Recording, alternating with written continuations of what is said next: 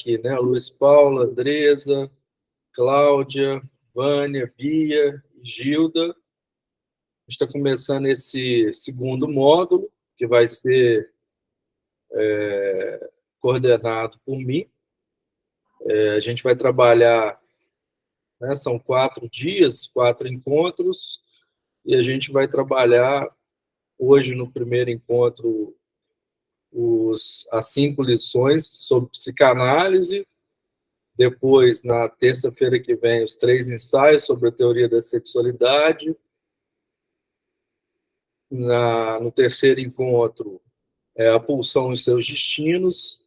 E o último, psicologia das massas e análise do eu. Eu não vou, vamos dizer assim, né, uma leitura bem densa, né, um texto bem complexo, bem hermético. Esse texto de hoje, as 5 lições sobre psicanálise. É um texto que o Freud acabou organizando, né, porque ele foi convidado para dar algumas palestras nos Estados Unidos, na Universidade Clark University, fica em Massachusetts, né? Então é ali onde tem o MIT, tem essas universidades importantes lá dos Estados Unidos, e lá também que ele foi convidado, mas não foi nem para o MIT, nem para Harvard, que são universidades que ficam na mesma região.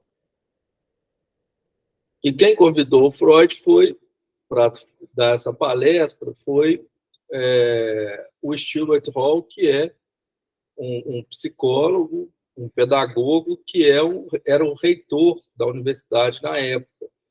Então, a título de curiosidade, é interessante que o Stewart Hall era, inclusive, uma das referências importantes sobre o trabalho sobre adolescência. E ele participou, né? O Freud, inclusive, agradece ao Stewart Hall o convite. O Freud fez essa viagem na companhia de Jung. Jung estava presente nas palestras do Freud. E depois, né, a partir de 1912, o Jung vai se separar, né, do Freud, porque eles têm começam a entrar em atrito, principalmente a partir da noção de inconsciente. O Jung começa a pensar a ideia do inconsciente a partir do inconsciente coletivo. Importante não confundir o inconsciente coletivo com o inconsciente decolonial, né? Hoje em dia a gente está falando de inconsciente decolonial. E a ideia também de uma dessexualização da libido, né? Ou seja, né, o Freud não queria abrir mão tanto da ideia do inconsciente calcado no complexo de Édipo, quanto também, né, dessa libido sexualizada. Então, o Jung acabou fundando, né, a psicologia analítica depois de alguns anos. Mas, nesse momento, inclusive, quem lê o texto vê que na lição 4 ele vai agradecer à escola de Zurique, principalmente para contribuir, de alguma forma, para pensar a questão da associação livre. Então, a escola de Zurique, de Jung e Breuer, né, traz alguns conceitos para pensar a psicanálise, tanto o conceito de autoerotismo, quanto essa questão da associação livre, quanto também o conceito de esquizofrenia, né? Quem nomeia esse diagnóstico, né, da esquizofrenia também foi o Breuer, colega, né? Não é o Breuer do Freud, mas é o Breuer do Jung. E o interessante, gente, quando a gente lê esse texto, o Freud, ele é um grande escritor, né? Eu acho que o que primeiro assim vem em mente, né? Não sei se vocês tiveram a oportunidade, inclusive, de ler esses textos já da tradução direta do alemão. Eu estou com a edição aqui da, da Companhia das Letras, né? Então já é uma tradução direta do alemão, tradução muito boa. E tem a tradução também né, coordenada pelo Gil Cianini, da Autêntica. É muito, né, como que o texto flui, como que o Freud, né, a gente compreende muito bem porque que ele ganhou esse prêmio. O único prêmio que ele ganhou na vida foi o prêmio de literatura, foi o prêmio Goethe, né, de literatura. Então, nessas 5 lições, né, o Freud ele vai conduzindo o leitor, né, ou também, de certa forma, vai conduzindo, né, as pessoas que estão ali escutando ele, né, e vai mostrando quais são os caminhos de descoberta da teoria psicanalítica. E se a gente for parar para ver, né, a teoria psicanalítica ela é interessante porque em vários textos a gente consegue vislumbrar praticamente toda a psicanálise. Se a gente faz um corte, vamos dizer assim, diacrônico, diferentemente de um corte sincrônico, né? A gente consegue ver algumas questões da teoria lacaniana, a gente consegue ver alguns conceitos fundamentais da psicanálise, que são pulsão, repetição, inconsciente, transferência, né? A ideia de sintoma, como que o sintoma se organiza, né? E como que o Freud ele foi descobrindo e como que ele foi avançando diante dessas questões que aparecem no texto, né? Então, logo no início, né, ele abre mão, vamos dizer assim, de dizer que ele foi o responsável por descobrir a psicanálise. Ele fala que, na verdade, ele era apenas um estudante, né, que estava muito atarefado, mas que o responsável por descobrir a psicanálise, vamos dizer assim, foi Joseph Breuer. Embora depois, em outro texto, ele, vamos dizer assim, ele fica um pouco mais convencido, tá? E ele se responsabiliza pela descoberta da psicanálise, mas nesse texto ele está um pouco mais humilde. E ele vai, né, o Breuer, ele vai ter contato com, né, uma jovem paciente de 21 anos, conhecida como Ana O, que aparece, né, com sintomas que têm uma certa gravidade, né, inclusive sintomas conhecidos aí entre nós, né, mas que a gente, de certa forma, não encontra mais histéricas com essa sintomatologia, né? Então, essa paciente, Ana O, ela chega, né, ao consultório do Breuer e ela começa a ter, né, paralisias, perturbações físicas, repugnâncias com alimento, ausência e redução da capacidade de expressão verbal. Então, ela começa a trazer uma grande quantidade de sintomas, e esses sintomas eles não eram muito bem vistos pela medicina da época. Né, a medicina da época não via com bons olhos o sintoma histérico e achava que tinha, inclusive, um fingimento, mas o Freud e o Breuer, eles resolvem escutar essas pacientes e introduzem, vamos dizer assim, né, dentro do campo da medicina, um outro olhar sobre essa sintomatologia, né? Então, o que é interessante nisso também, eu acho, é a gente pensar um pouco que tipo de discurso que a psicanálise começa a introduzir, né, quando ela resolve escutar as histéricas, né? Então, vamos dizer assim, a psicanálise ela entra principalmente com a histeria, né? Que a gente vai ver de uma forma diferente aí. O Lacan, ele vai entrar muito mais com a psicanálise no campo das psicoses, né? No caso do Freud, não. Então, essa paciente, ela apresentava essa sintomatologia, né? E eles aplicaram a técnica da hipnose e com o objetivo de produzir uma exteriorização afetiva, né, dos sintomas dessas jovens. Então, é interessante que nessa primeira lição, né, ele está tratando um pouco de como que ele descobriu essa questão dos sintomas, de que forma que as histéricas elas sofriam, né? Então, o Freud, com o Breuer, ele vai começar a tratar a ideia de que as histéricas elas sofrem de reminiscência, né? Que são resíduos e símbolos de eventos traumáticos que aconteciam no passado, né? E que as pacientes elas não se libertavam desse passado doloroso, né? E que isso retornava em forma de um certo sofrimento e que esses sintomas, que ele vai chamar de sintoma, ele tem uma certa simbologia.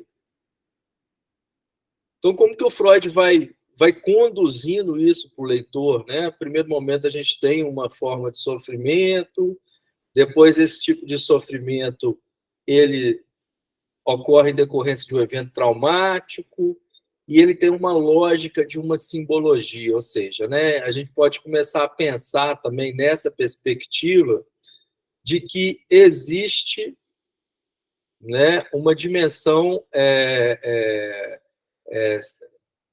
de uma própria semiologia para a gente compreender o sintoma, né? Existe uma certa lógica para a gente compreender o sintoma, né? E que o Freud começou a descobrir isso a partir da técnica da hipnose, juntamente com o Breuer, né? Ele começou a perceber isso, né? E que essa simbologia, ele vai dar o exemplo de um monumento que tinha em Charing Cross, que representava, né, um momento de um fato histórico que aconteceu no passado e que aquele monumento representava esse fato histórico, né? Vou colocar, então, um sintoma nessa dimensão simbólica. Então, eu acho que, nesse primeiro momento, né, ele já vai ali trazer uma certa referência para a gente pensar essa organização sintomática e essa sintomatologia organizada principalmente a partir de uma lógica significante, né? Se a gente for depois com Lacan para mostrar que existe uma cadeia significante que o sujeito se localiza entre esses dois significantes e que, a partir de um processo de deslizamento semântico, de um significante que leva a outro significante, que leva a outro significante, né? Lacan vai, num certo sentido, teorizar em torno dessas construções freudianas, não só nesse texto, né, mas interpretação dos sonhos, o inconsciente, a formação dos sintomas. Então, vários textos que o Lacan começa a transformar a questão da sintomatologia e a questão dessa ideia de símbolo a partir da ideia de que o inconsciente está estruturado como uma linguagem, né? Seguindo esse caminho, né, o Freud, depois desse primeiro contato com o Breuer, ele resolve ir para Paris, ele vai ter um contato com Charcot, né? E aí, esse outro contato com Charcot, ele relata agora, já nessa lição seguinte, que é a lição, que é a segunda lição, né? e que ele vai ter um contato com Charcot. Charcot era um neurologista, que tinha um colega também, neurologista, que era o Janet, né? As hipóteses de Charcot e Janet, né, de certa forma, se divergiam com Freud. Eles tinham um contato também com as histéricas e praticavam também a técnica da hipnose. Uhum. Tá tudo bem, gente? Alguém quer falar alguma coisa? Eu vou interferir. Vamos ouvir? Hã? Posso seguir aqui?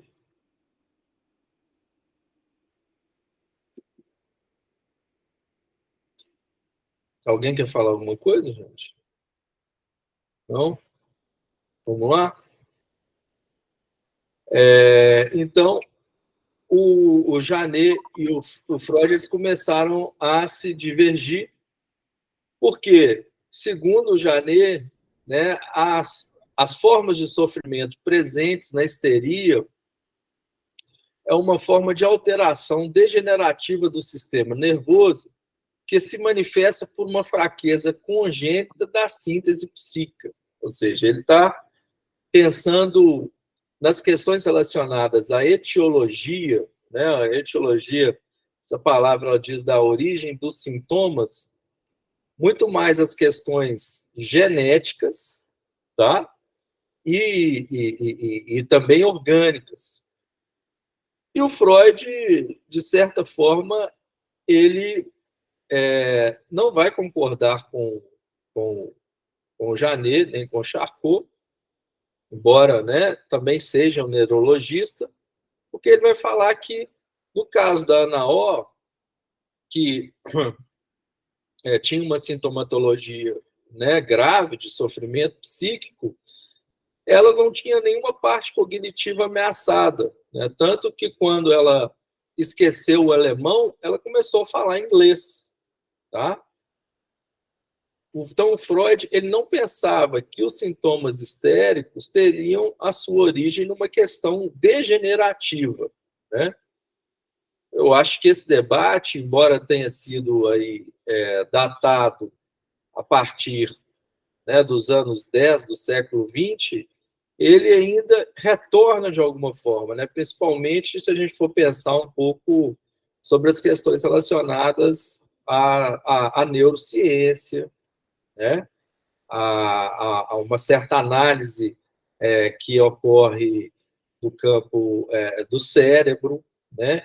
De que, na verdade, existem disfunções ali que são disfunções decorrentes, né, de uma etiologia orgânica, né, e que a psicanálise ela não abre mão para pensar as questões relacionadas à sintomatologia, porque elas são atribuídas às questões da linguagem, né?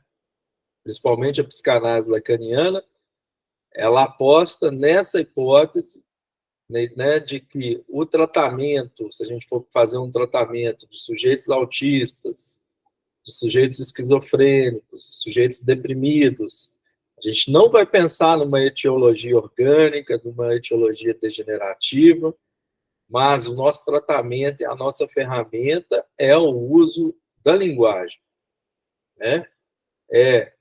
Fazendo um uso da interpretação, do corte das sessões, de uma, de uma, de uma, de uma, de toda uma forma de entender o sintoma a partir do campo da indemissão, do sintoma, da angústia, ou falando lacanianamente no campo do imaginário, do simbólico, do real, e como que esses três registros eles se enodam, né?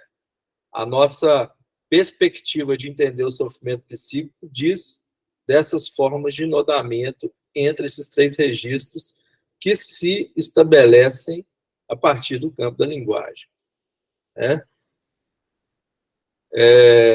Então, o Freud ele discorda dessa perspectiva do Janet e do Charcot, né? E começa a pensar que, na verdade, não tem essa etiologia, mas em decorrência de forças psíquicas entre o consciente e o inconsciente.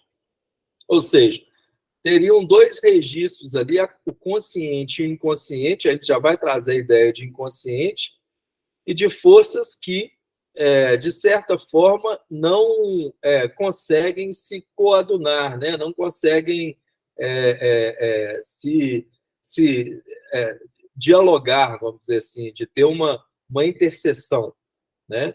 Então, diferentemente dessa etiologia, ele vai trazer esses dois conceitos e vai falar que existem, na verdade, dois registros, que é o registro do consciente e do inconsciente, e que produzem uma espécie de desprazer, porque a consciência, o ego, não suporta determinadas exigências que viriam do inconsciente, né? Ô, gente, está certo? Tá dando para... Eu não estou vendo a carinha de vocês, esse negócio de dar aula online é complicado, né? Você não vê a carinha de ninguém, vocês estão aí, né? Tá dando para seguir de boa? É excelente, Pedro, tá muito bom. Tá todo mundo aqui, que as pessoas ficam escondidinhas mesmo, mas eu acho que no final elas vão aparecer e falar. Qualquer dúvida, vocês podem, né, pensar em fazer uma coisa também interativa e tal. Então, né, a hipótese freudiana ela vai se afastar, então, dessa perspectiva orgânica, né, e vai trazer essa espécie de conflito que existe entre esses dois registros e que, né, produzindo uma ideia de uma contradição, né, entre o eu e o isso, né, cuja, vamos dizer assim, agente responsável a gente teria, né, que faria essa fronteira entre o eu e o isso, que seria o recalque, né, e vocês podem também procurar aí alguns outros, né, algumas traduções aí mais antigas, principalmente a da Imago, quem estiver lendo o texto da Imago, que utiliza o conceito de repressão, né? Então, as cenas patogênicas são geralmente construídas por um desejo violento que está em contradição com o eu. Aí a ideia de contradição, tá? Ao final de um conflito externo, o desejo irreconciliável é recalcado como que para proteger a pessoa, né? O eu, o ego, desse desejo. Então, tá vendo como é que o Freud ele vai arquitetando? Ele começa com a questão do sintoma, depois ele traz esse debate do Charcot com o Janet, aí vai começar a trazer essa perspectiva, aí ele já vai trazer essa ideia desse sentimento de contradição entre o eu e o inconsciente e a ação do recalque como aquela que segura, né? Tem todo um conceito do Freud ainda calcado numa perspectiva física, então toda uma ideia de pressão, né, que ocorre, e essa pressão, quando falha, esse recalque, quando falha, aparece o sintoma, aparece o símbolo que remete a uma experiência traumática que as histéricas sofreram e que a gente vai ver que segue uma determinada lógica, né? Vocês estão vendo, a psicanálise ela está praticamente toda aqui, né? Então, diferentemente para Janet, a histeria consistiria numa alteração degenerativa do sistema nervoso em sua capacidade de manter a multiplicidade dos processos mentais e a elaboração de síntese. O Freud vai trazer uma outra perspectiva para pensar, né, dessa incompatibilidade entre esses dois registros.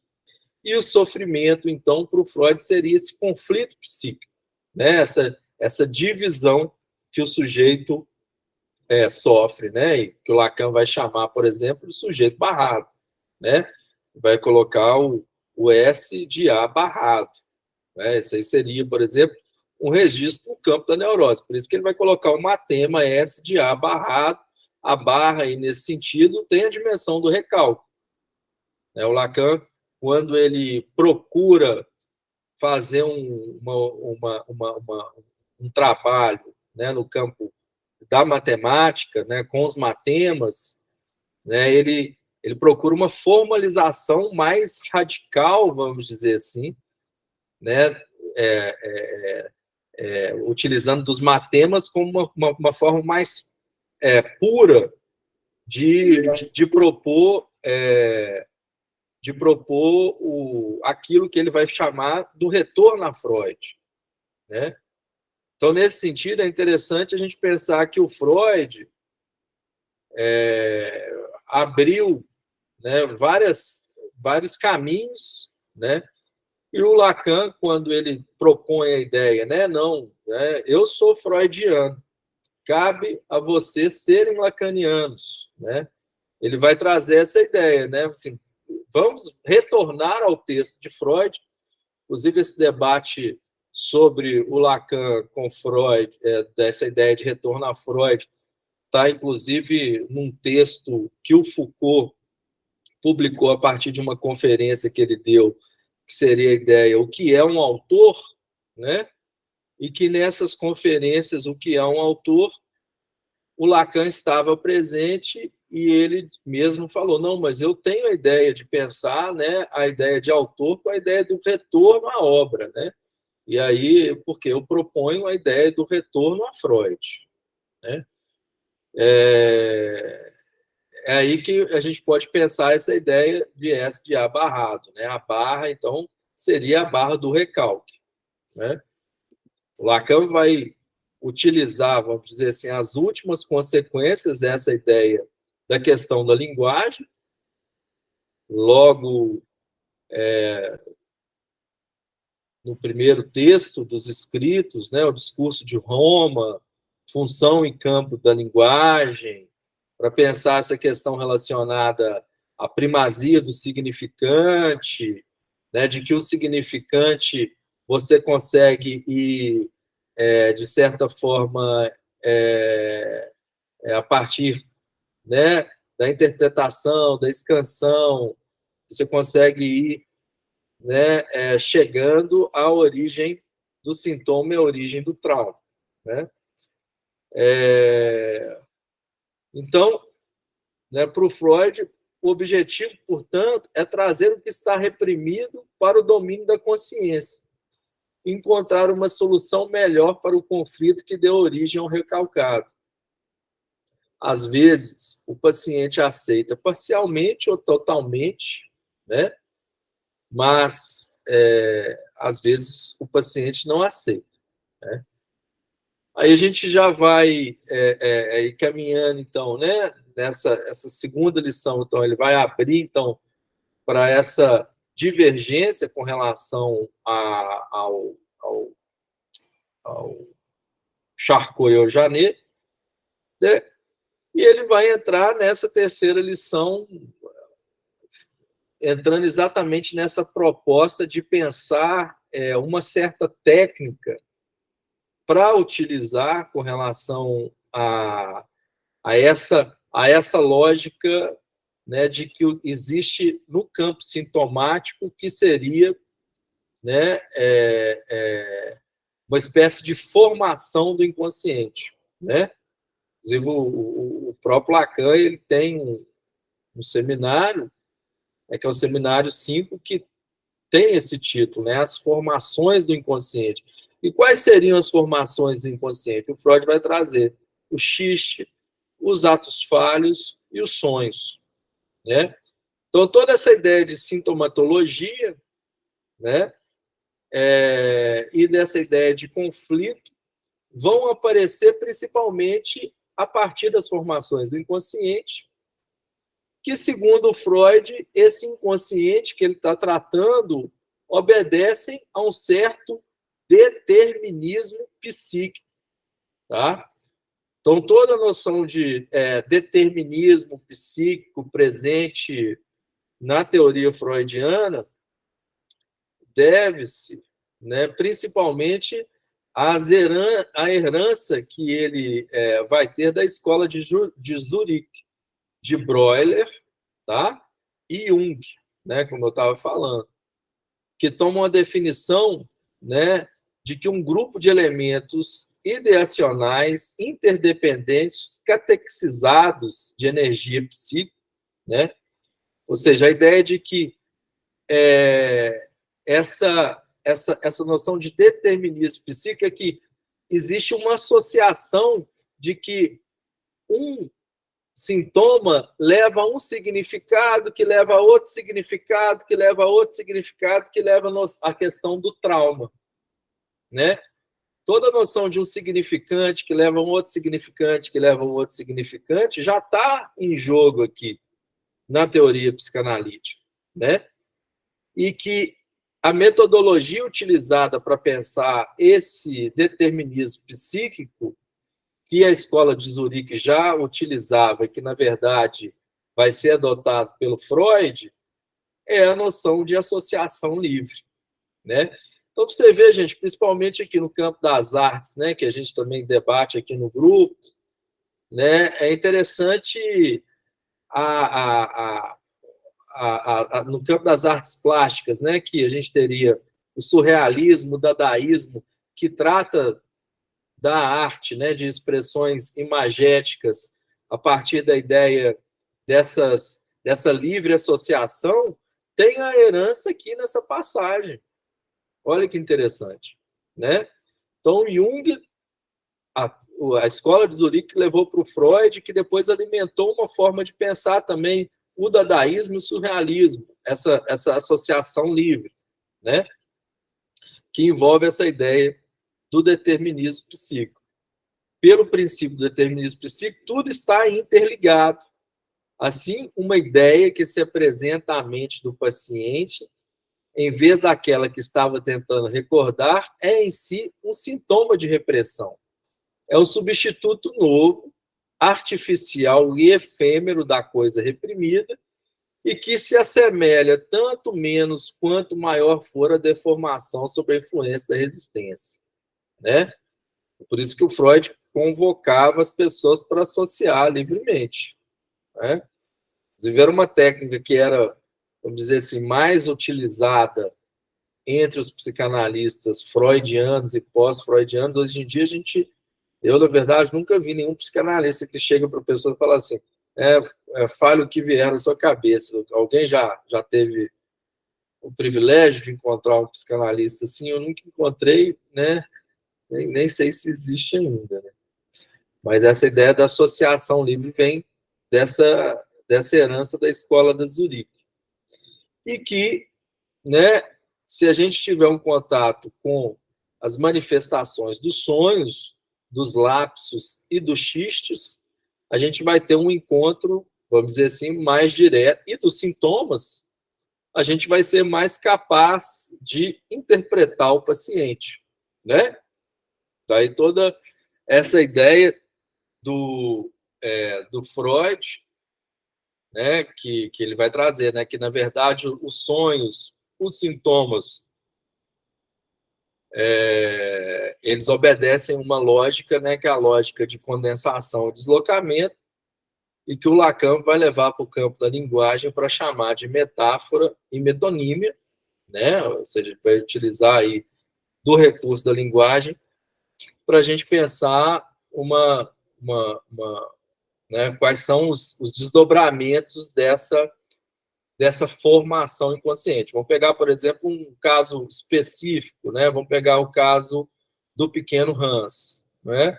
O pequeno Hans, a demanda, vamos dizer assim, né, que vem do pai do Hans, mas que tem uma espécie de sofrimento, ela gira em torno, né, de uma fobia que ele tem, né, uma mancha negra que aparece ali, principalmente no focinho do cavalo, e que depois aparece uma questão com a diferença sexual, e que depois aparece uma questão, né, que ele vai ter relacionada a uma agressividade que deveria ter sido recalcada em direção ao pai, mas que, na verdade, se instalou no medo do cavalo, né?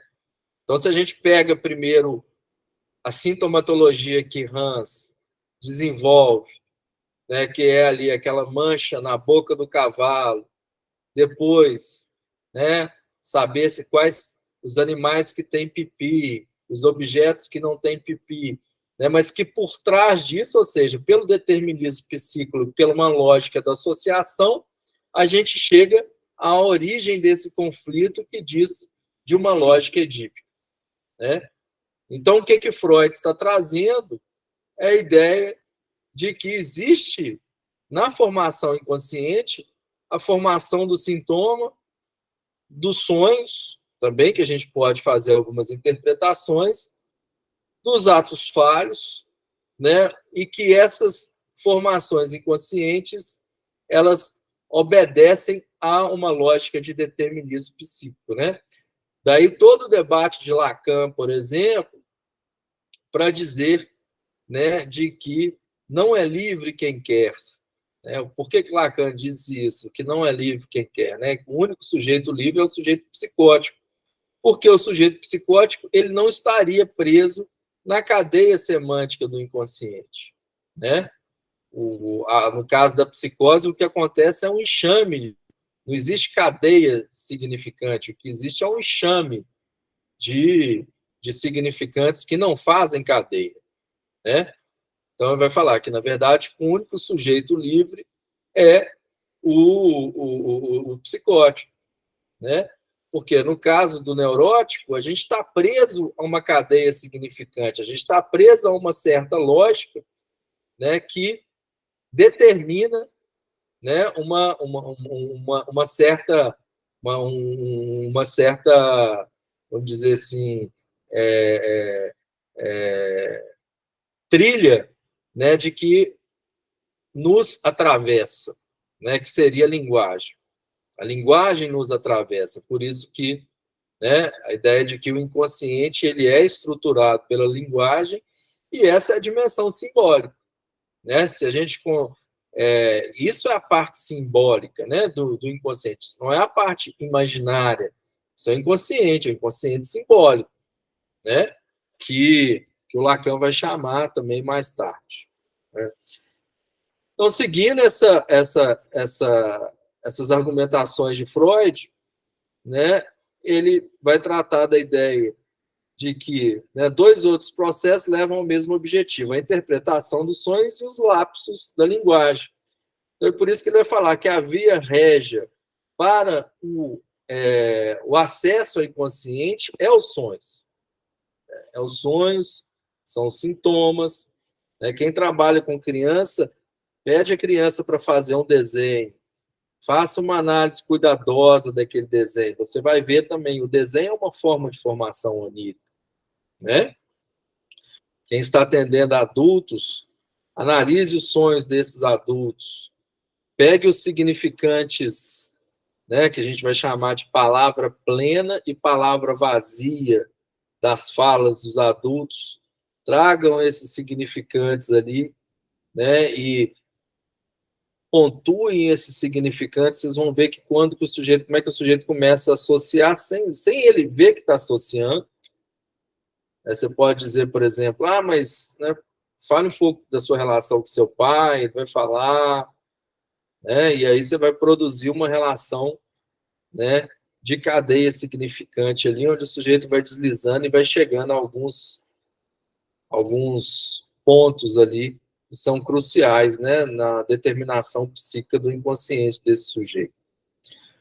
Então, nos adultos, os processos de desfiguração do sonho é o mesmo que preside ao nascimento dos sintomas histéricos. Então, da mesma forma que a gente tem nos sonhos, processo de desfiguração, aí no caso de condensação e deslocamento, nós também temos os sintomas histéricos, né, que são formas também de formação dos sintomas. Então vê como é que o Freud ele vai levando a gente, né? Ele chega lá no início e fala assim, a histérica sofre de reminiscência, tal, sei lá o quê. Aí vai levando, quando você vê, você já está lá no meio da teoria freudiana, né? Articulando com Lacan. Na verdade, assim, eu acho o Freud é muito, muito claro, né? Freud é um Ele faz questão de fazer a psicanálise ser compreendida, né? Assim, impressionante como que ele tem essa preocupação, né? Então, ele vai trazer essa ideia de que existem os conteúdos manifestos dos sonhos, né, que são aqueles que aparecem, né, mas, ao mesmo tempo, a gente teria os conteúdos latentes, né, que são aqueles que estão no campo do recalque, né?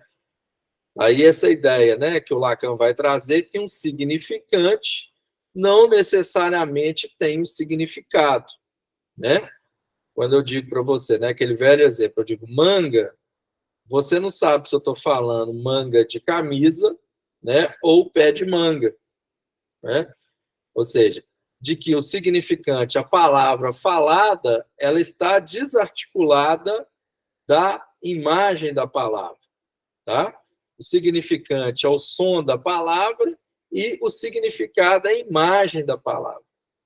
Então, quando o sujeito ele vai falando, né, entre o significante e o significado, a gente teria o recalque, a gente vai produzir uma imagem para aquela palavra falada, né? Do significante produzir um significado. É por isso que vem o debate do Lacan com o Saussure, né? Principalmente o primeiro Lacan, da ideia do inconsciente estruturado como uma linguagem, né? Né? Que diz, né? Que existe, de que o inconsciente é simbólico, né? Então, toda essa perspectiva lacaniana aí, né, que ele foi bebendo aí dos textos da psicanálise freudiana, né? Então, o inconsciente utiliza principalmente para representar complexos sexuais, simbolismos, que às vezes variam de uma pessoa para outra, mas que também possuem muitas características, geralmente um domínio linguístico-cultural, né, encontrados em outras, né, na cultura, nas lendas, né? O Freud vai trazer isso também. Seguindo, né? Então, né, ele já trouxe a ideia dessa noção, né, de que existe, então, o determinismo psíquico, de que existe uma linguagem, né, de que existe a ideia de conteúdo manifesto, um conteúdo latente, de que, né, e que isso obedece uma lógica significante até se aproximar da experiência traumática. Seguindo esse caminho, ele vai trazer a ideia na quarta lição de que essas experiências traumáticas elas acontecem na infância, né? E uma hipótese dele que na infância existe a sexualidade infantil, né? Então ele vai apostar ainda nessa noção de que os traumas eles decorrem, ou as experiências de sedução decorrem de vivências que aconteceram durante a vida infantil, né? Então, toda a ideia dele, então, de apostar que existe, num determinado momento da história da infância, né, experiências ali, né, de fragmentação, de desassociação, e que uma primeira pessoa ocupa uma função de organizar esses sentimentos de desassociação e de fragmentação presentes numa primeira fase da organização da sexualidade, que ele vai chamar de autoerotismo. Inclusive, mais um nome herdado da escola suíça, a escola de Zurique, tá? O conceito de autoerotismo também vem de Breuer, tá? Que vai articular com o conceito de esquizofrenia. Depois eu posso até pensar aí, né, a gente de repente marcar um outro dia para a gente pensar um pouco como que cada patologia tem uma fixação num determinado momento, né? A esquizofrenia estaria no campo do autoerotismo, o narcisismo primário, a gente teria paranoia, a melancolia, e no narcisismo secundário a gente teria as neuroses fóbicas, histéricas, obsessivas, e as perversões, né? Então, ele começa a trazer isso para demonstrar a ideia de que existe, então, né, uma força, uma energia psíquica que ele vai chamar de pulsão, tá? Que vai se diferenciar da ideia de instinto, e que as pulsões, elas são catequizadas e são organizadas a partir do momento que a criança nasce, ela tem o primeiro objeto de amor, né, e elas vão passando por registros, né, que seria a função oral, a função anal, a função fálica. Aí, nessa perspectiva, a gente vai ter um Freud ainda muito desenvolvimentista. Ele parte aí, né, de determinadas formas de pensar essa organização pulsional, oral, anal e fálica, tá? E que depois, com Lacan, né, a ideia de desenvolvimento vai se afastar, e aqui a gente vai ter, vai ser muito mais a ideia de estrutura, tá? Toda uma outra forma de pensar essa noção de desenvolvimento, mas a gente está falando aqui de um Freud herdeiro de uma perspectiva darwinista, tá? Darwin, o pensamento de Darwin estava contaminando o campo da biologia, o campo da medicina,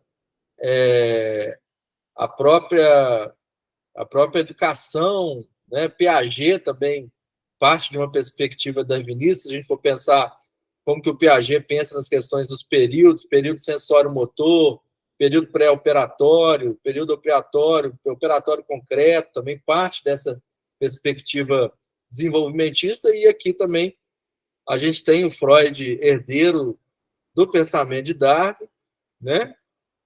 E que vai tratar as pulsões a partir desses registros, né, para mostrar que as pulsões também elas sofrem determinados destinos. Isso é até um texto que a gente vai trabalhar, né, que vai ser o terceiro texto, que são as pulsões e seus destinos. E ele vai falar que a pulsão ela passa por caminhos de registros que têm uma certa atividade, uma certa passividade, uma posição sádica, uma posição masoquista, né, uma posição voyeurista e uma posição exibicionista, né? Então, juntamente com, vamos dizer assim, essas fases de desenvolvimento da libido, a gente vai ter também os processos de identificação, né? A gente tem a fase oral, fase anal, fase fálica, e juntamente com isso, os momentos do complexo de Édipo. Então, isso aqui é interessante, gente. Como que essas fases elas vão se articular, vamos dizer assim, com os processos de identificação. Tá? Identificação com a mãe, depois a mãe se afasta, entra o pai, né? Isso aí no caso do menino. Aí aparece uma rivalidade com o pai, recalca essa rivalidade, agressividade, né? E aparece uma idealização à figura do pai. E o que o Freud vai chamar, a partir desse registro fálico, seria a posição de ambivalência, né? Um amor ao ódio com a figura do pai. Então, a gente vai ter essas fases, né? E como que essas fases também estão atreladas às questões edípicas, né? E a partir daí, essa hostilidade com a figura do pai aparece, vamos dizer assim, o recalque, né? Principalmente no complexo de Édipo com o menino, o recalque ele é uma introjeção da culpa relacionada a esse ódio direcionado à figura do pai, né? Vamos dizer assim, isso aí é o recalque secundário. Tem o recalque primário, e seria algo da divisão ali mais que se dá a partir do campo da linguagem, né? Essa divisão definitiva ali. O Freud, ainda nesse momento, ele não tinha desenvolvido de forma clara, vamos dizer assim, os caminhos de escolha da psicose, da neurose e da perversão, né? Da psicose, a gente teria a foroclusão, que o Lacan vai chamar, mas né, que vai ser chamado de verwerfung. Na neurose, a verdrango, né, que seria o recalque. E na perversão, a verneinung, né, que seria a denegação, né? Então, a criança ela deve se desligar da influência dos pais como objeto de desejo sob a influência das pulsões espaciais, e a criança começa a construir um certo número de teorias sexuais, né? E começam as teorias sexuais infantis, quem trabalha com criança também sabe. De onde eu vim, qual é a questão da origem, para onde que eu vou, a questão da sexualidade, né? Quem tem pipil, quem tem vagina, quem não tem, né? A questão questões relacionadas à morte, que aparece também nas construções fantasmáticas das crianças, né? Então, a gente vai ver uma gama de caminhos ali que ocorrem nas construções, né, das teorias sexuais infantis, e o recalque começa a ser implicado e que esses reflexos do recalque aparecem em forma de vergonha, de nojo, da moralidade, né, da cultura, né, de sentimentos ali que começam a aflorar, né, e que não existem na tenra infância, né, no início da infância. Então, Freud vai tratar dessa questão para falar que a experiência traumática se dá nesse momento das experiências da sexualidade na infância, tá? E depois a gente vai ter uma quinta lição, né, que é uma lição que ele vai trazer um pouco esses elementos, né, do que seria o normal, do que se espera do ser humano, né? Quem que é aquele ser humano que consegue traduzir os seus sentimentos para o campo da realidade? E a neurose seria aqueles sujeitos que interiorizam os desejos inconscientes e não conseguem colocar esses desejos inconscientes como construções que se traduzem na realidade, né? Então ele vai colocar que, na verdade, um homem, né, um ser humano que se realiza é aquele que consegue colocar no ar os seus castelos, né? Eu acho interessante essa frase do Freud, né, porque ele trata a ideia de que, né, é só, né, quando você transforma as suas fantasias e os seus sonhos em algo que é realidade, né, que você vai sair da neurose, né? Porque se você for capturado pela neurose, as suas fantasias e os seus sonhos eles vão ser transformados em algo que ele vai chamar de sintoma, né? E que você tem que ir mais além disso, você tem que transformar isso em algo concreto, em algo que é realizável, e vai trazer a ideia da sublimação. A partir daí, ele vai começar também, assim, é uma coisa que ele ainda está desenvolvendo, né? Que é a ideia de transferência. Então, ele vai começar a mostrar que ele ainda não tem ainda a noção de transferência muito bem arquitetada, muito bem desenvolvida, né? A gente sabe que a questão da transferência vai começar a tratar a partir da ideia de transferência de amor, transferência de ódio, vai ver as duas como forma de resistência, vai começar a pensar numa outra transferência que, de certa forma, seria a transferência que você consegue caminhar mais num processo analítico, que seria a transferência de amizade, né? E que, em seguida, o Lacan vai propor, principalmente a ideia de transferência a partir do matema de transferência, a ideia de um significante qualquer, que ele vai chamar de SQ. Lacan dá um exemplo, por exemplo, pode ser o bigode do Hitler, né? Um significante qualquer que o analisando se identifica com o analista e a partir daí ele produz uma lógica, uma cadeia semântica para pensar, né, toda essa noção de uma transferência a partir do campo simbólico, né, que se estabelece a partir de um significante qualquer. Então, gente, assim, são essas as minhas, né, a minha leitura dessa 5 lições sobre psicanálise. Vamos abrir um pouco aí para a conversa, para eu não ficar aqui falando demais sozinho.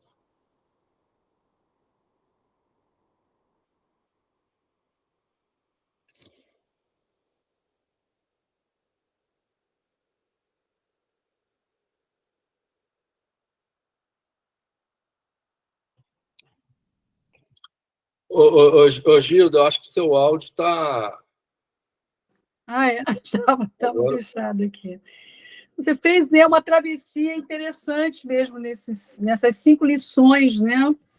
Eu já tinha lido há muito tempo atrás, mas interessante fazer essa releitura aí que você fez, né? Gostei, achei bem...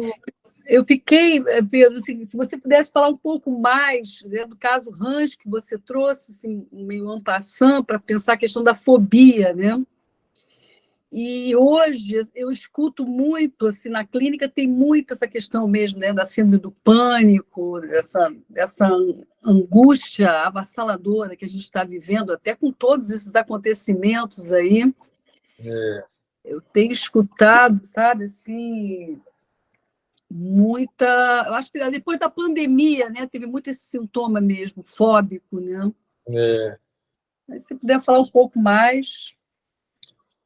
Então, se a gente for pensar um pouco mais, né, nessa sintomatologia, na contemporaneidade, né, aqui eu acho que fica muito claro como que o Freud compreende a questão do sintoma a partir do recalque, né? Então, a gente vai ver que, no caso pequeno Hans, inclusive eu tenho até um artigo que eu publiquei na revista da Federal Fluminense, na Fractal, que eu faço uma releitura do caso Hans a partir do Seminário Angústia do Lacan. A gente vai ver, é fácil de achar, depois eu mando aqui. Depois você puder botar, passa para a Bia, que aí a Bia bota lá no Drive. Se alguém puder procurar enquanto eu vou falando, né, escreve Angústia, Pedro Castilho, Hans, que aparece aí no Google. Mas, então, como que você vê, né? No caso, Hans, ele desenvolve uma fobia ali na boca do cavalo, né? Tem uma questão ali com a boca, uma mancha na boca, né? E que o Freud ele vai tentando compreender aquilo e vai mostrar que, na verdade, aquilo é uma falha do recalque que foi projetada no corpo desse animal, né? E que, na verdade, se a gente for pensar a partir dessa lógica da associação livre desse determinismo psíquico, seria uma agressividade, né? Que aí essa lógica freudiana vai pensar como que a criança, né, o menino sai do Édipo. A gente teria uma agressividade que seria direcionada, que deveria ter sido recalcada, né? E aí seria o que era seria manifesto, seria essa idealização ao pai. Aí todo o conceito de ambivalência em Freud, né, do amor e do ódio, ela se dá a partir desse mecanismo que ocorre no campo do recalque, né? A Vânia achou aí, gente. Aí, e que depois, né, de que, na verdade, quando a criança ela fala, isso aí já é uma experiência minha clínica, tá? Eu atendo crianças. Uma vez eu cheguei a atender um menino, né? Eu era ainda estudante de psicologia, estava quase formando, tive o privilégio de trabalhar no hospital da Previdência, aqui em Belo Horizonte, no Ipseng, então eu atendia 4, 5 pessoas por dia, por tarde. O menino ele chega no consultório, no meu ambulatório, dizendo que ele tinha fobia de dedo de mulheres com esmalte vermelho. Eu vou atendendo ele e tudo, e numa das sessões, terceira, quarta sessão, ele começa a falar com muita agressividade do pai, porque o pai tinha separado da mãe. Na sessão seguinte, essa fobia de esmalte vermelho desapareceu. Né? Então, o que você teria ali? Um sintoma, né, de fobia, que tinha um certo direcionamento a um outro, era algo endereçado ao outro, né? Toda a ideia de endereçamento do sintoma, né, que o Lacan trabalha, por exemplo, na Carta Roubada. Né? Lacan, quando ele trabalha o texto de Edgar Allan Poe, A Carta Roubada, ou La Lettre Volée, né? Ele vai mostrar que, ao mesmo tempo, o sintoma ele tem uma dimensão do sintoma que é direcionada ao outro, a dimensão de mensagem. Mas também tem algo da dimensão do sintoma que é gozo. Né? Então, essa criança ela mostrou para quem ela direcionava esse outro, né? Depois a gente vai ver que tem toda uma questão, né, gente? Se a gente for pegar o seminário 20, seminário 23, tá? Seminário 17, principalmente do último Lacan, a ideia da primazia simbólica, a ideia de se pensar um sintoma só no campo simbólico, ela vai ser, vamos dizer assim, reconsiderada, e o que a gente vai ter vai ser a ideia de pensar o sintoma, a dimensão do sintoma como letra, que não tem essa questão dessa mensagem direcionada ao outro, né? Então, acho que no caso do Freud, Gilda, a gente tem de forma clara como que a gente pode pensar a ideia do sintoma a partir do recalque. Mas se a gente for começar a pensar nas patologias contemporâneas, né, toda essa questão relacionada às psicoses ordinárias, aos desencadeamentos, aos neodesencadeamentos, a novas formas de organização, o que a gente tem não é mais uma formação sintomática que tem esse endereçamento ao outro. Né? Então, não tem mais esse registro inconsciente do sintoma. Né? O que a gente tem são formas de subjetivação onde o sujeito ele é tomado por um tipo de gozo sem significação. Né? Então, às vezes, talvez com o processo analítico, nesse ponto eu sou muito cauteloso, eu também tento procurar algumas origens relacionadas a sintomas direcionados ao outro, mas às vezes são pontos ali de real, né, onde esse indizível ele não consegue ser nomeado, ele não consegue produzir uma cadeia significante, vamos dizer assim, que leve, né, as experiências infantis. A gente vê que, na verdade, cada vez menos, né, os sujeitos eles falam do passado, e o que de certa forma, a gente pode pensar, né, é muito mais o lugar do analista ali, como que a transferência, de certa forma, né, isso aí já é como que eu penso a clínica, né, mas como que a transferência, de certa forma, ele pode produzir uma certa diminuição desse gozo, né? Talvez algo ali, uma perspectiva diagnóstica ali, né? Também seja importante pensar também se é uma neurose, se for uma neurose, como que a gente tem que pensar? Porque se for uma neurose, a gente tem que pensar numa formação de sintoma igual a essa, né? Se for uma psicose, já não é mais uma formação de sintoma. É aquilo que o Lacan vai falar, né, da ideia de inconsciente a céu aberto. Né? Então, é algo ali que a gente vai ocupar um outro lugar, né? Um lugar de secretariar, Aí eu posso até trazer alguns exemplos de caso, mas eu acho que é um pouco mais a partir do caso a caso também, né? Não sei se... O que você acha? Eu acho a clínica é sempre fértil, né? Sempre ajuda a pensar e ilustrar, e a ilustrar a teoria, né, Pedro? Eu sempre gosto, assim, sei o que as pessoas acham. Mas, se você puder trazer, sabe, a tua experiência clínica, eu acho que é fértil. Agora, por exemplo, né, hoje de manhã eu estava fazendo supervisão com o Fagenwalks, né, de um caso de um jovem que,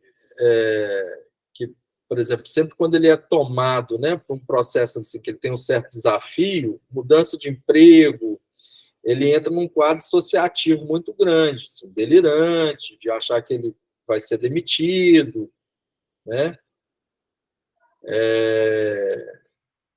E aí, ou às vezes, quando ele está um pouco mais organizado, ele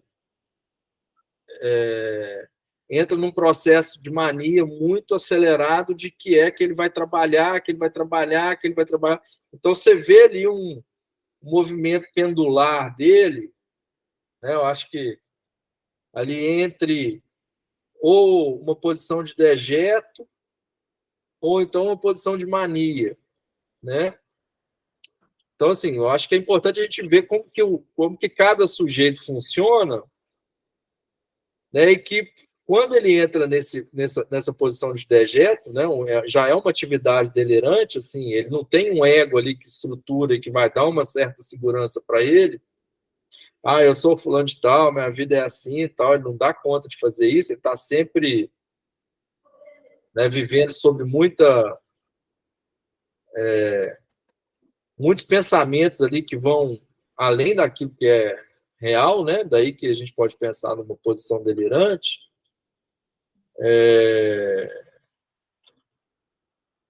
A gente ocupa, né? O psicanalista ocupa o lugar de produzir uma certa extração desse gozo, né?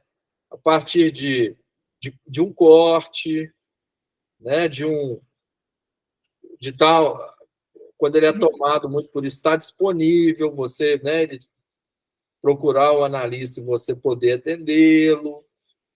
Então, você fica um pouco bored, né, fazendo um pouco uma borda ali, né, com relação a um certo controle do gozo, que não tem nada a ver com isso aqui. Né? Então, hoje a gente está com uma clínica, muito mais uma clínica... ele tem uma transferência boa, então assim, você está muito mais uma clínica hoje né, de sujeitos que têm esses movimentos de errância, um sentimento de não lugar, né? A presença do real com muito mais intensidade, né? Que, na verdade, se a gente for ver no campo freudiano, está chamando de psicose ordinária. Ordinária, né? A gente vê também outros, né? Outras formas também de dar nome para isso, né? Borderline, mas isso está muito presente na clínica, né? Tá muito o simbólico está muito desamarrado, né? A gente, né, tem uma dificuldade, né? Assim, as coisas não estão bonitinhas igual era na época do Freud, né? Essas coordenadas simbólicas, né, que eram muito mais bem traçado, né? Hoje tudo. Vocês estão ouvindo barulho? Tem mais crianças brincando aqui, que eu estou botando aqui, estou fechando o íconezinho, não está atrapalhando, não, né? Não, mas assim, realmente tem algo.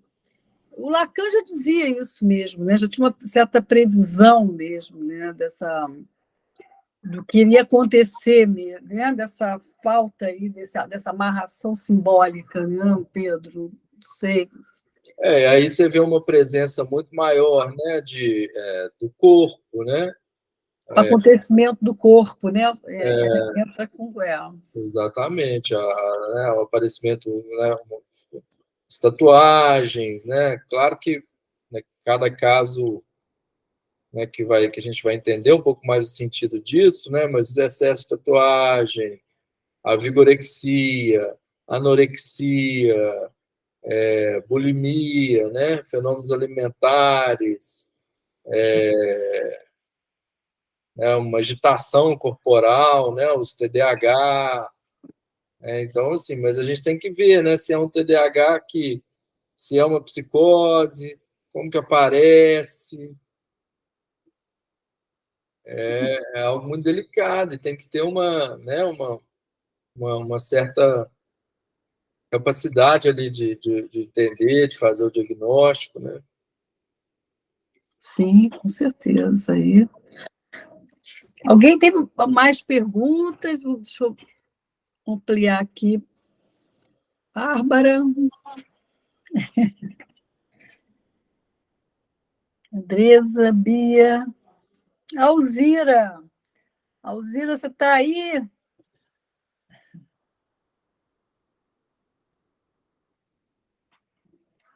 Mas com relação ao texto, gente, alguém tem...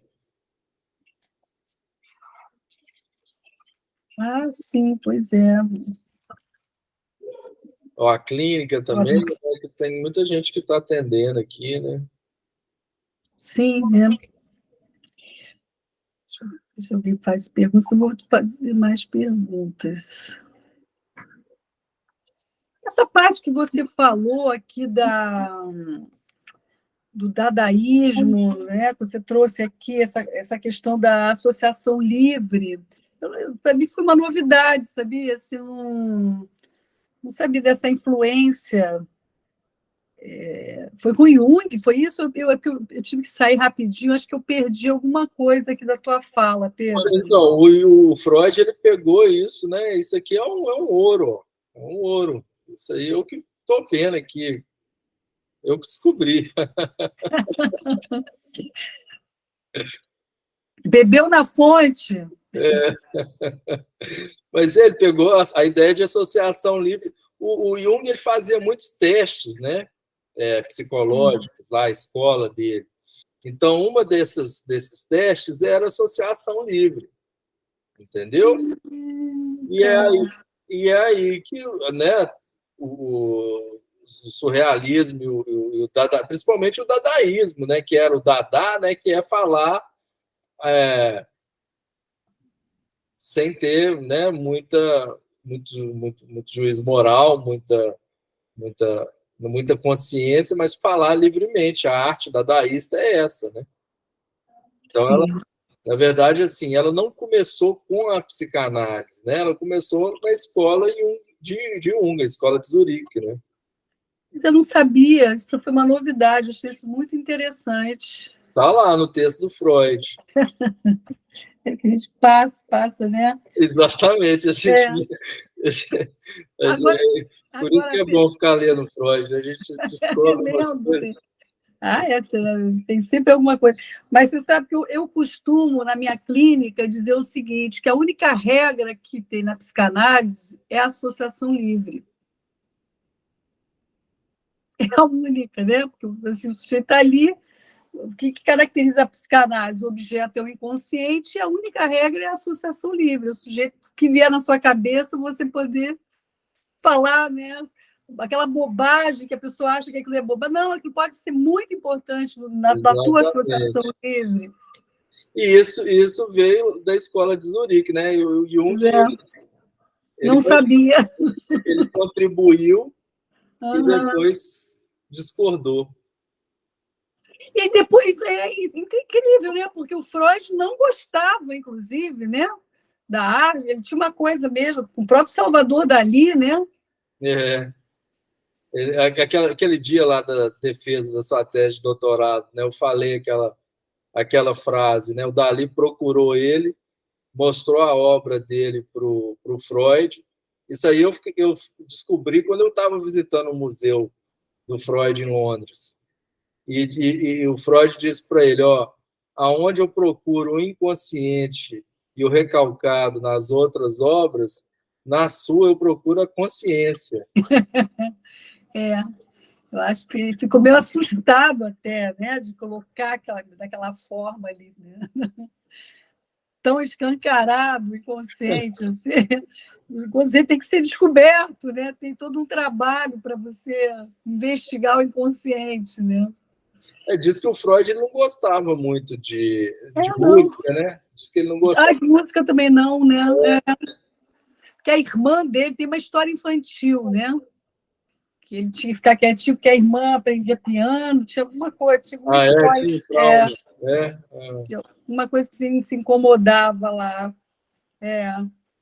Mas as histórias são muito, muito legais, né? Muito... Agora, o Jung foi fundamental mesmo, né? Assim, apesar de a gente quase não falar do Jung hoje. Não, mas eu acho que ele tem seus adeptos, né? Assim, na Europa tem muito terapeuta junguiano. Eu não tenho muito acesso, assim, a teoria, na verdade, é analítica, né? É uma forma... Psicologia analítica. Mas eu acho que ele tem. E outro dia eu estava conversando com o Antônio Teixeira, né? Dizem assim que ele e o Jorge Luiz Borges são, né, as pessoas mais inteligentes do século XX. Diz que ele era assim, uma pessoa tinha um conhecimento muito vasto. Uma cultura, né? De um livro alto, assim. Eu confesso que eu nunca me interessei muito. A gente vai, né, são as escolhas que você vai fazendo e vai trilhando, né? Mas em algum momento tinha vontade de estudar mais o Jung, sabe? Eu acho que vale a pena assim, aprofundar mais. Eu não tenho realmente esse estudo profundo da teoria do Jung, não. Então, Gira, porque assim, na faculdade você sabe que eu vivo esse dilema, porque na faculdade a minha especialização é na analítica, né? A minha abordagem é na analítica. Aí, ó. E assim, lá eu sou obrigada a atender pela analítica, porque desde o 7º período a gente fez essa escolha, eu não te conhecia, não trabalhava com você, e aí eu tive que ficar até o final, porque eu não podia sair. E assim, na verdade, a associação não é, eles não chamam de associação livre, eles chamam de associação de palavras, que é assim, por exemplo, eu falo maçã, aí você fala a primeira coisa que vem na sua cabeça. E aí, dessa palavra, você vai falando outra palavra, outra palavra, outra palavra. Então, assim, é um pouco diferente quando a gente fala associação livre na psicanálise, que é assim, o que vem realmente na sua cabeça. E na junguiana é de palavras mesmo, são só palavras. Você vai falando uma palavra e associando com outra palavra, outra palavra e outra palavra. Aí tem um filme que chama Um Método Perigoso. Que é maravilhoso. Que tem esse teste, né? Então, a gente não usa ele assim na clínica, mas a gente chama de associação de palavras. Sabia, não. Esse filme é sensacional, né? Ela é aquela... como é que é o nome dela, gente? Tem a paciente do Jung, que é através dela que toda a formação da pulsão de morte vem com ela. Esqueci o nome. Exatamente, é isso. É do Cronenberg, né? Isso é que ele quer mostrar, né? Como que o Jung ele é contraditório, né? Mas esqueci o nome. Não é o da Sabina Spielrein? Exatamente. Exatamente. É ela. Uhum. É ela que, né, disputando, quer dizer, quando o pai batia nela, ela fazia xixi nas calças, né, essa história. E aí, quando ela entrava no quarto para o pai bater, ela sabia que ia apanhar, ela começa a ter um prazer, ela tem o primeiro orgasmo dela ali naquela cena ali que ela está pronta para apanhar.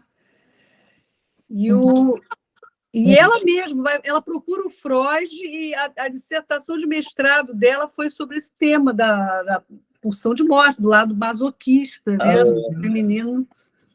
Tem uma nota de rodapé só no Mais Além, né? Mais além que o Freud coloca ali uma menção a ela, mas merecia ter um espaço maior mesmo, né? Na teoria, porque ela foi muito importante. Foi sim.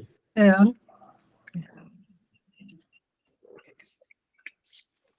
É isso, olha, a gente estamos caminhando para as 10 horas. Aí, se alguém quiser falar mais alguma coisa.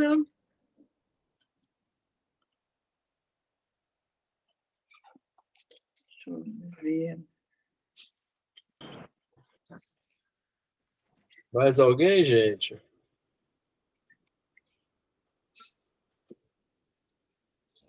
Eu achei excelente a sua aula, Pedro. Eu confesso que eu não tive tempo de fazer a leitura que eu queria ter feito, então, e hoje tive dificuldade, inclusive, para acessar, para participar. Não sei se foi a minha internet, mas quando eu já peguei quase meia hora iniciado, mas agora eu vou ler, porque eu adorei. E acho que a gente precisa de estar sempre voltando, né? Freud é Freud. Eu adoro ler Freud. Maravilhoso. Que bom. Bom, obrigado. Também. Estaremos na próxima semana, se Deus quiser, né? Semana que vem são os 3 ensaios, né? Sobre a teoria da sexualidade. Mas esse de hoje foi muito bom. Quer dizer, essas 5 lições foram muito boas, porque é o início de tudo, né? Ele explica ali muito claramente como se dá, né, a formação do sintoma, o inconsciente. Nossa, não dá para a gente largar isso, né? Não dá, não. Tá ótimo, Pedro. Ele é muito respeitoso com o leitor, né? O Freud é um... Sim, você sente, lendo, você sente isso, né? Exatamente. Ele te inclui dentro do texto dele. É uma coisa muito... É uma sensação mesmo, né?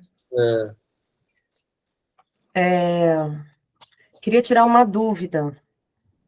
Sim. Gostei muito da aula, gostei do texto também. É que é o seguinte, os livros que eu tenho, eles são mais antigos. Aí eu queria saber se eu vou ter... É porque eu não quero comprar livro novo, porque eu não tenho mais onde colocar. Eu vou ter muito prejuízo se eu fizer a leitura dos textos, que foram os textos também que eu lia quando eu era mais nova também, eu tenho um apego também, eu queria usar essa coleção. Eu acho que vai, viu, Bárbara? Vale a pena. Vale. Infelizmente. Aí qual que seria? Porque esse texto seu é tradução do inglês para o português. Então, eu já vi que tem... Eu já tinha visto isso. Eu tenho alguns livros, eu tenho esse daqui, ó. Eu também não sei qual que é. Essa daqui também é muito antiga, não sei. Essa é da Imago também.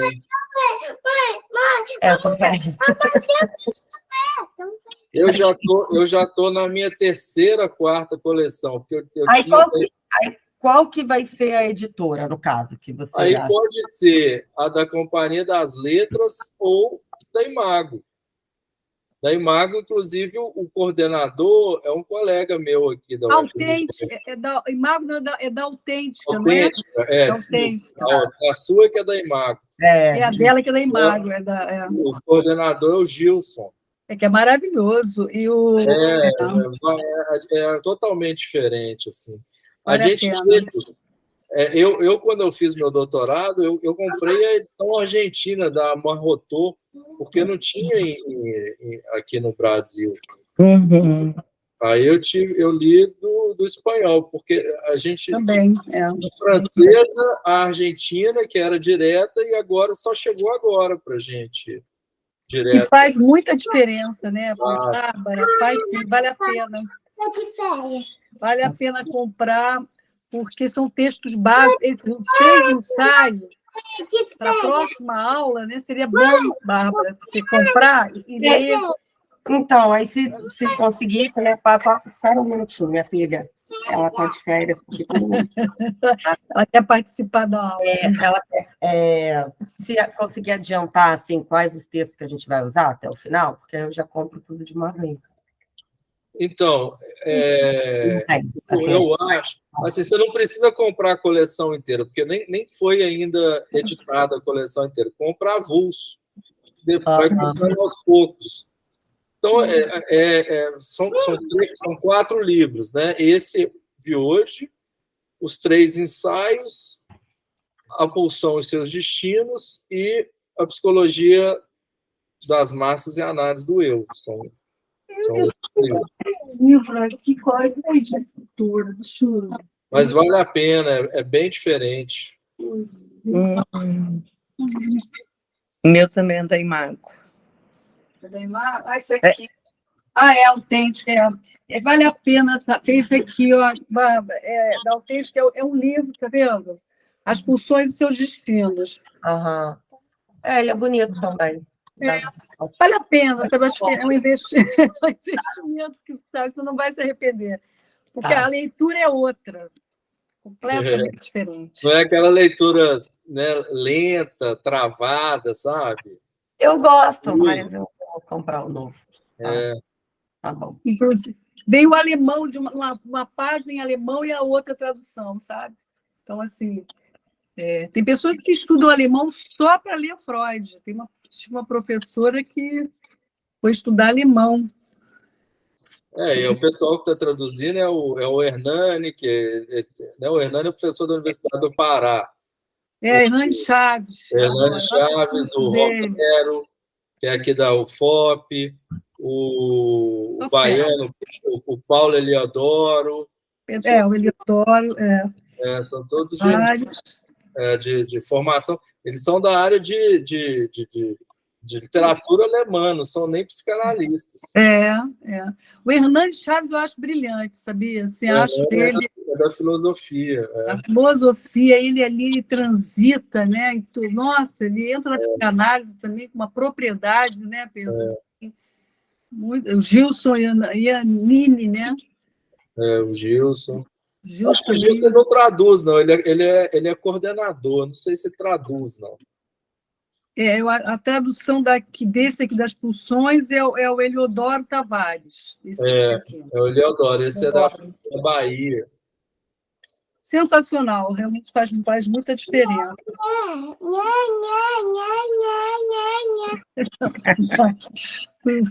Agora, os 3 ensaios, assim, eu acho uma leitura assim, fundamental, né? Para pensar que a sexualidade humana, a neurose, está tudo lá, né? Sim. Então, acho que a próxima aula vai ser sensacional. É por isso que eu quis também começar com esses textos mais fundadores, né? Depois a gente pode pensar em ler Lacan e tudo, mas eu acho que tem que ter a base, né? Tem, Até a Bia explicou, né? Nós íamos começar o primeiro módulo com Freud, que era até a Rita Mendonça, que ia começar, aí ela teve um problema, aí eu vim com a minha tese e a gente inverteu a mão, né? Que o certo seria o primeiro módulo começar com Freud, né? A gente tem que fazer uma torção, mas... E você está fazendo as articulações também com Lacan, né, Pedro? Você está... para não ficar só um texto, né, puro, né? Eu acho que vale a pena trazer. Eu adoro. Acho que é ótimo. Ótimo. Adorei. Muito bom. Muito, muito bom. Tá bom, gente. Então, boa noite para vocês. Bom feriado aí. Boa noite. Boa noite, bom feriado. Um bom feriado para todos. Boa noite. Feliz Dia das Crianças. Dá um beijo na sua filhinha. Beijo. Tá. Tchau, gente. Tá. Tchau.